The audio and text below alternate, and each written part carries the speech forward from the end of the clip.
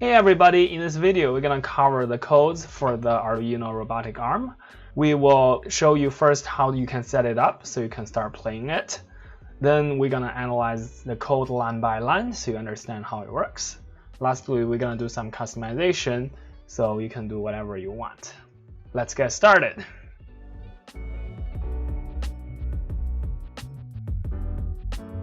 Welcome to my channel. This is Chen, the design maker. I love making robots and other cool projects.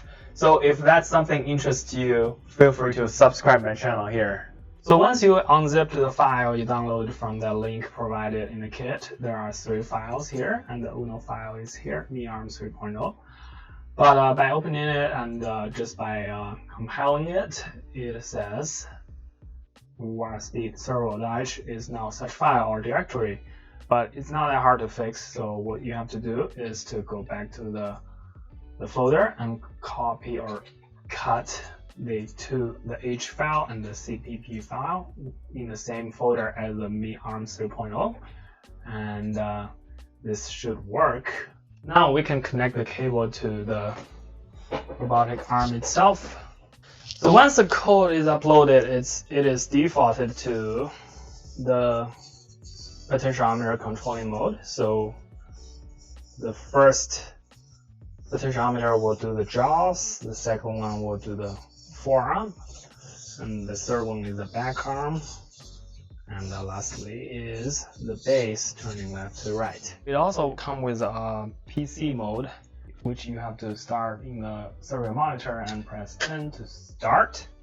Now you can type in a number and either A, B, C, or D as for the 4 servos. So for example, if you want the draw to open, you can do like 40A. We're 40 gonna open too, but 40A, okay, and 90A, we'll close it up, and 150A, even more closing, for example. And we can do 50B, which is the forearm, and maybe 70B, 80B, 120B, and the 150B. I don't know the exact range yet, but we can just keep trying. And we can do like 50C, so it's 17C, 120C, 150C. I think you got how it works. We can do the D, for example, too, and 60D, and 120D. Okay, so what's cool about this is you can even do a chained command. So if we want to do like 90A, then do a 50B, then do a 130C, and 60D, and we do one command. But before that, let me just copy that. So, and then you're gonna go to the location, and 4 servos will do the same there. And since it's the same location, it won't do anything. And we can come back to the manual mode. We can adjust it to a different position whatsoever. And we can come back to N, and we can paste that command we just typed out, and it will automatically go to that location. Yep, so this is how the code works, and you can already have a lot of fun with it. Now the next is we're gonna analyze all of the code line by line. So the first 2 lines are including the libraries such as the var speed servo.h, and we just copy and paste it into the same folder, and also the eeprom.h. I think there's some flaw in the code that this one is not really necessary. We'll cover that down the road.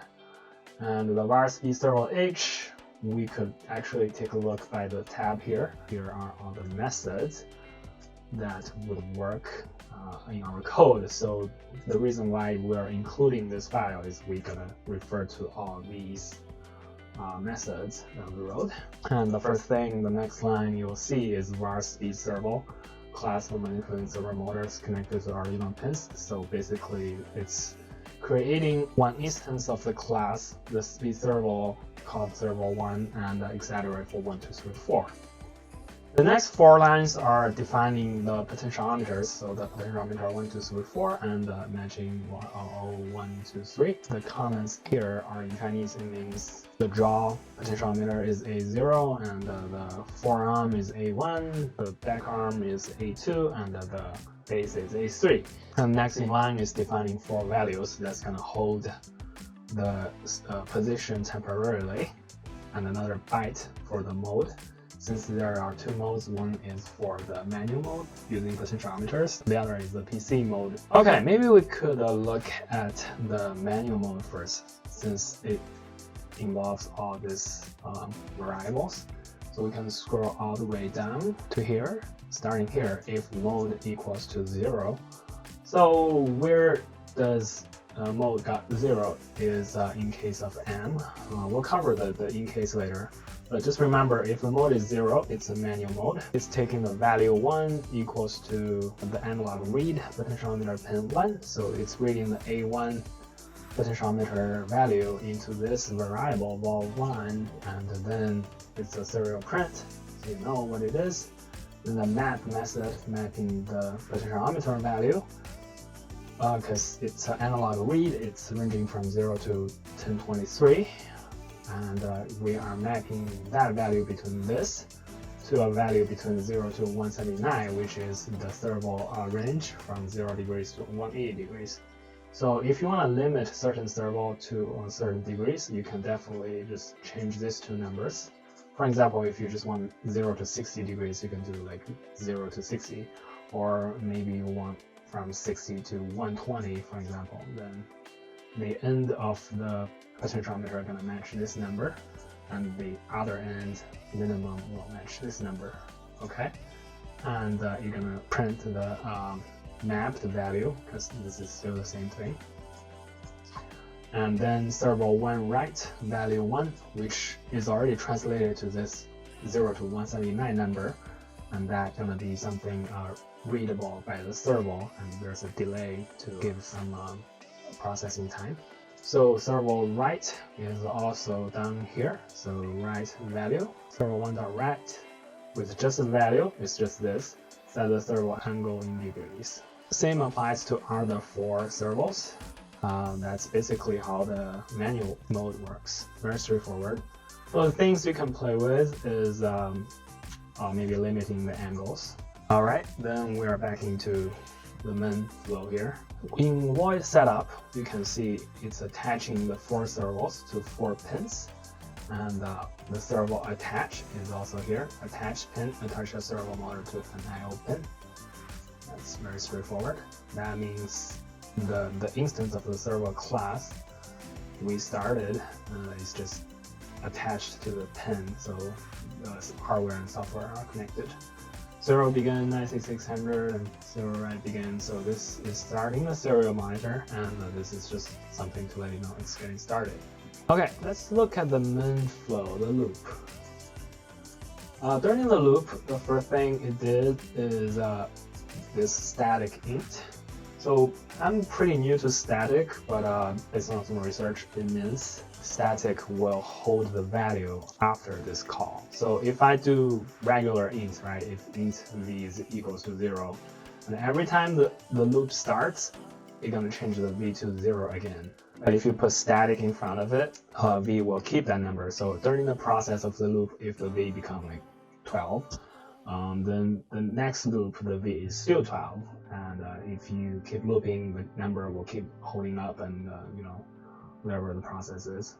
It's kind of like a global variable. The only difference is static int only accessible by this loop, so other functions couldn't get this number, which is protected. I don't think these 4 lines are needed. We can just delete them. I think the program will still works fine. So the reason why I know is this S1, for example, I just search for it and find, and there's only 1 instance, so it's declared but it's never being used, same as the other 4, so we'll just delete it. The next line, if serial available, means if anything is typed in the serial monitor. like anything is typed over here. Right now it doesn't work because we haven't started anything. But anything I type like ABC, the next line chart serial read, it's gonna read A, then read B, then read C. Okay, it will be 1 character at a time. So the next line, this is a switch. So switch just means depends on whatever this number is, and here are different cases, right? Like for example, if you are talking about weather, this will be the weather of tomorrow, and based on different cases is sunny day, I do something here. If this is another case, it's raining, I should bring my umbrella. So this is the thing you want to check the different options, and these are the different options available, and you can assign different actions to it. We are reading the characters we just typed in. So in case of 0 to 9, so this is from 0, 1, 2, 3, 4, 5, 6, 7, 8, 9, all these numbers, of course one at a time. So in case of these, the v, which is defined earlier, is a static int. The v equals to v multiplied by 10 and plus character minus 0. So I was a little confused why this line is there, but after some testing I figured it out. So for example, if we type in number 1, so v was 0, right? And 0 equals to 1 multiplied by 10, which is still 0, and then plus the character, which is 1, and why you want to minus 0, right? So notice the character here is still a character, it's not an integer yet. So this would actually be the character of number 1. And if you just do that, the return will be the ask2 number. So if you're new to ask2 number, is all the different symbols on your keyboard, or every letter or every number have a computer, assigned number, which in this case, number 1 will actually be 49. So this number will be 49, and that throw everything off, right? Because you want this to be 1. And the reason there's this is to fix exactly that, because this is 49 and 0 is 48. So 49 minus 48 equals to 1. So it gives you this to 1.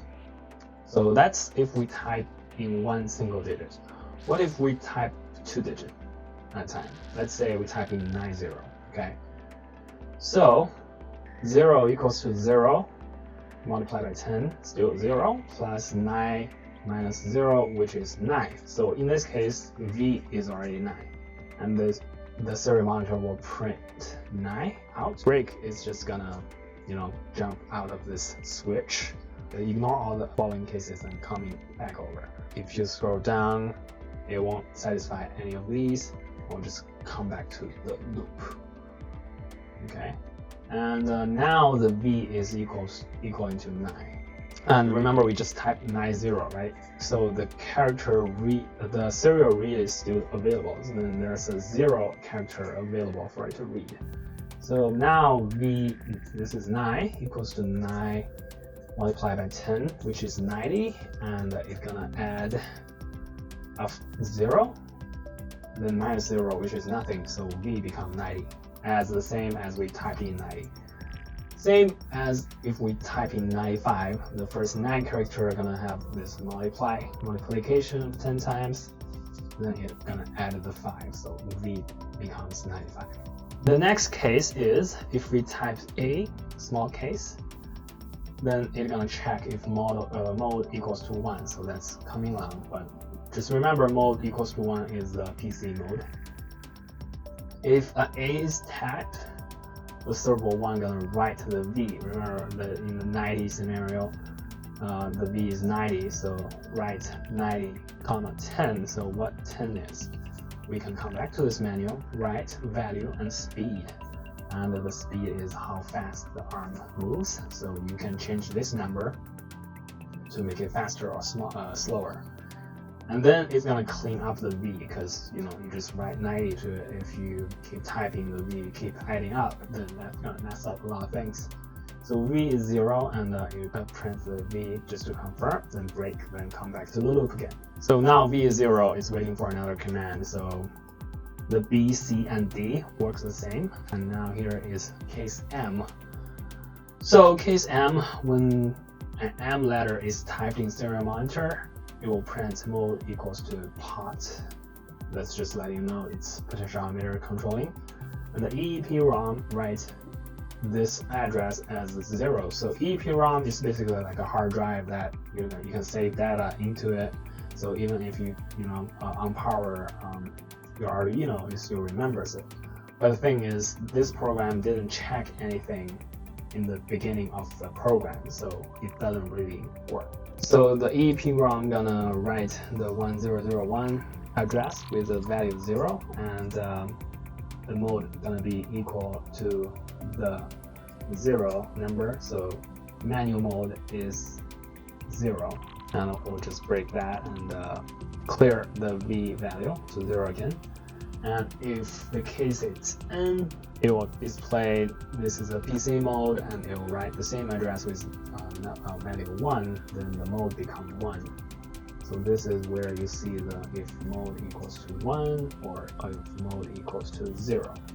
But if you don't type M or N, what this value gonna be? The value gonna be, that's a good question. I wasn't sure what is the mode to begin with.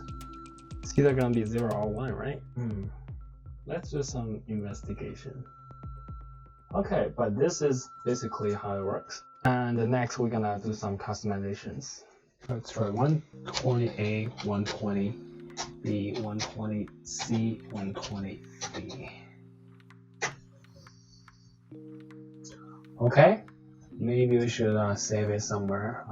We'll just keep it as a comment here. B, 120C, 120D. Okay, that's this current position, and maybe we want to try something different, like maybe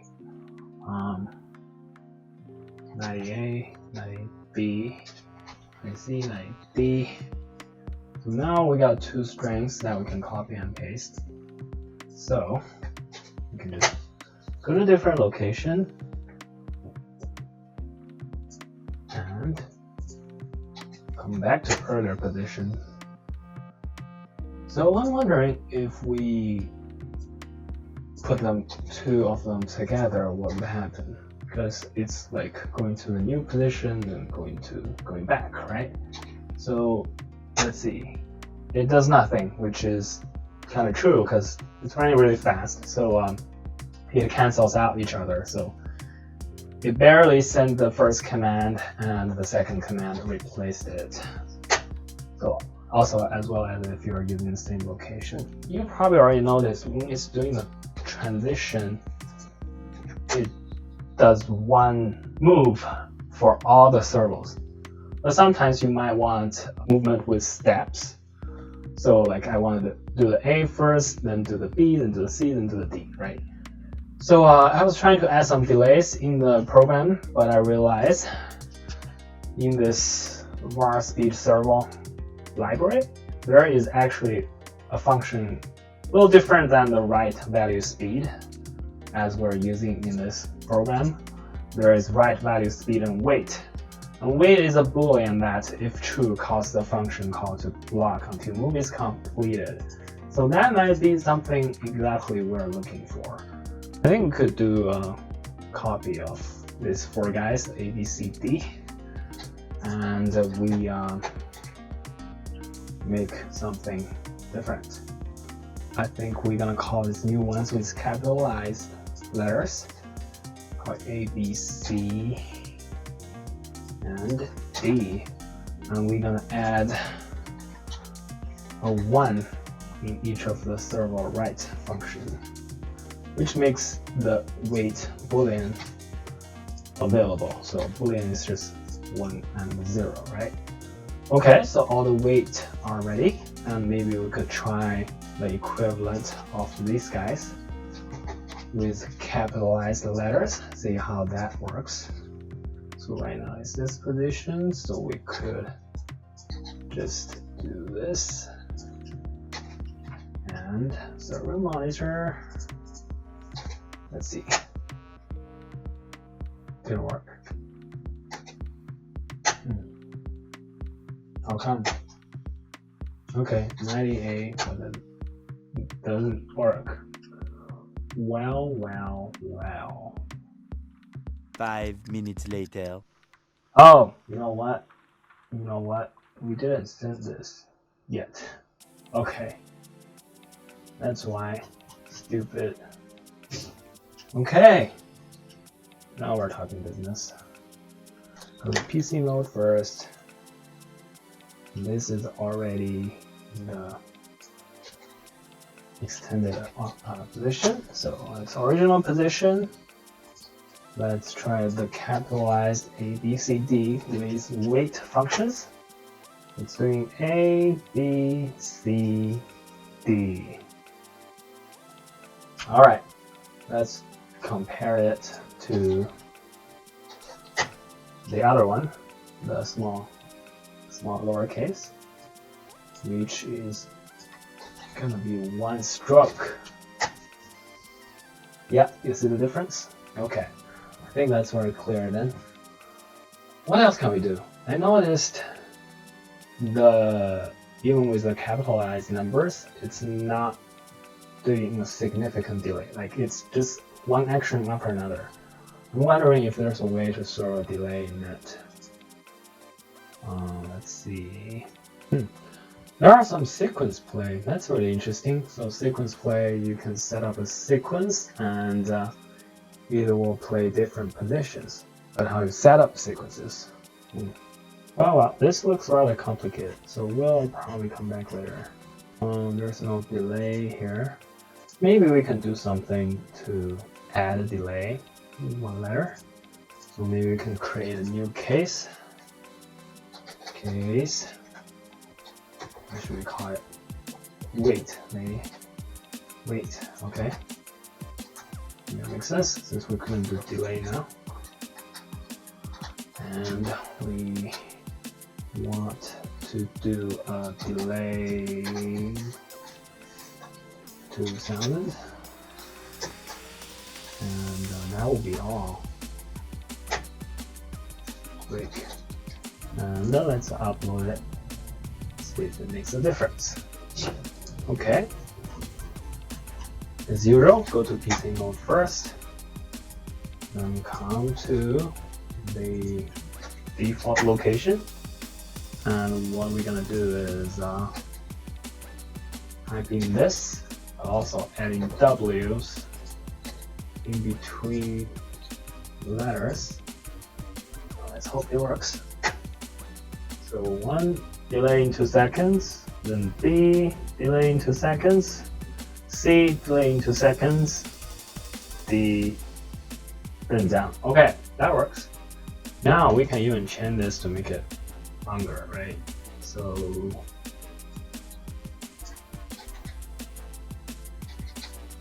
do that. Then wait, do that. Then wait, do that. Then wait, do that. Okay, let's send the whole thing. Going back, wait 2 seconds, come back again, then do it again, then doing the sequence step. Cool. So in this way, you can actually program it to do whatever action you want, and you can sequence them to make it do whatever actions or repeating them.